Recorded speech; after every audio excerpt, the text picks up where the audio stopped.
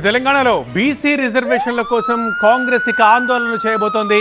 ఢిల్లీ వెళ్తున్నారు పలువురు నేతలు. దానికి సంబంధించిన బ్రేకింగ్ న్యూస్ మనం చూస్తున్నాం. తెలంగాణలో బీసీ కోటా చుట్టూ రాజకీయం జోరందుకుంది. 3 ప్రధాన పార్టీలు తమ వ్యూహాల్ని పదనెక్కిస్తున్నాయి. గల్లీలోనే కాదు, ఢిల్లీలోనూ కూడా కొట్లాడేందుకు సిద్ధమవుతున్నాయి.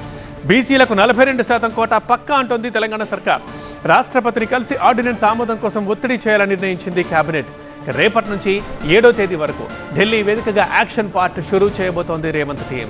చలో ఢిల్లీకి బీఆర్ఎస్ బీజేపీ నేతలు కూడా రావాలంటున్నారు మంత్రి పొన్నం ప్రభాకర్.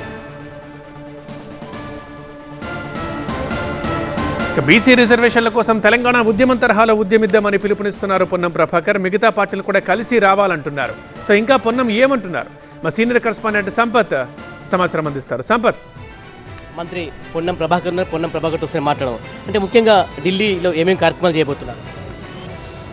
గౌరవ ముఖ్యమంత్రి గారు, పిసిసి అధ్యక్షులు, అదేవిధంగా పార్టీ నాయకత్వము, అటు లోక్సభ ప్రతిపక్ష నాయకుడిని, రాజ్యసభ ప్రతిపక్ష నాయకుడిని రాహుల్ గాంధీ గారిని, ఖార్గే గారిని మొన్న ఢిల్లీలో సంప్రదించిన దాని ప్రకారంగా ఇప్పటికే చట్టం చేసి దాని తర్వాత రాష్ట్రం గవర్నర్ గారు కూడా ఆమోదించి పంపినటువంటి బిల్లును ఆమోదింపజేసుకోవడానికి కేంద్ర ప్రభుత్వం మీద ఒత్తిడి తేవాల్సి ఉంది. కాబట్టి కేంద్రం మీద ఒత్తిడి తేవడానికి తెలంగాణ ప్రజాప్రతినిధులందరూ కూడా రాజకీయాలకు అతీతంగా ఈ రిజర్వేషన్కి సంబంధించిన మద్దతు ఇచ్చేవాళ్ళు, శాసనసభలో మద్దతు ఇచ్చిన బీజేపీ, బీఆర్ఎస్ పార్టీతో సహా, సిపిఐతో సహా, ఎంఐఎంతో సహా అందరూ రావాలని విజ్ఞప్తి చేస్తారు. కాంగ్రెస్ మరోసారి రాజకీయ డ్రామాకు తెరలేపిందని చెప్పేసి ఇటు బీజేపీ, బీఆర్ఎస్ మీ పైన విమర్శలు చేస్తున్నారు. ఇప్పుడు మేము ప్రజాస్వామికంగా సభ లోపల చర్చ చేసి చట్టాన్ని చేసినాం.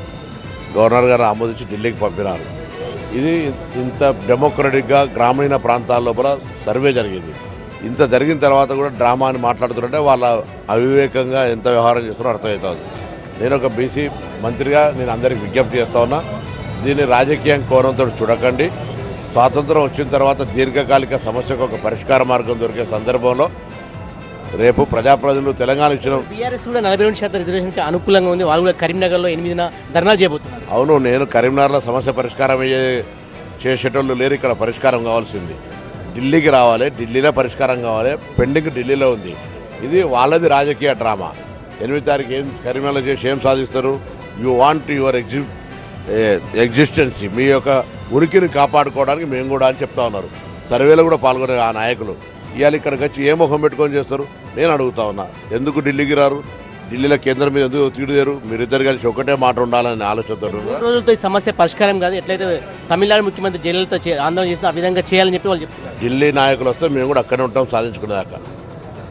మీరు రమ్మని చెప్తున్నా బీజేపీ, బీఆర్ఎస్ నేను ప్రత్యేకించి ఆహ్వానిస్తా ఉన్నా. వాళ్ళందరికీ మీ ద్వారా బహిరంగ విజ్ఞప్తి చేస్తున్నా. ఆల్రెడీ లేఖల ద్వారా కూడా చెప్పినాం. మేము కిషన్ రెడ్డి పదవి నుంచి రాజీనామా చేయమని అడుగుతలేము. సామాజిక న్యాయంలో హక్కు అడుగుతా ఉన్నాం. హక్కు అడిగితే ఇంకోరు కుర్చీ అడిగినట్టు కాదు. 42% స్థానిక సంస్థలలో రిజర్వేషన్ అడిగితేనే సహకరించిన వాళ్ళు మీరు వేరే దేనికి సహకరించే పరిస్థితి కనబడుతూ ఉంది. అందుకే కాలుకేస్తే మెడకు, మెడకేస్తే కాలుకు, కడుపులో కత్తులు పెట్టుకొని అలుపుకోవడం కాదు. బీసీలో ముస్లిం లేకపోతే మేము మద్దతు ఇస్తామని చెప్పి బీజేపీ చెప్తున్నది.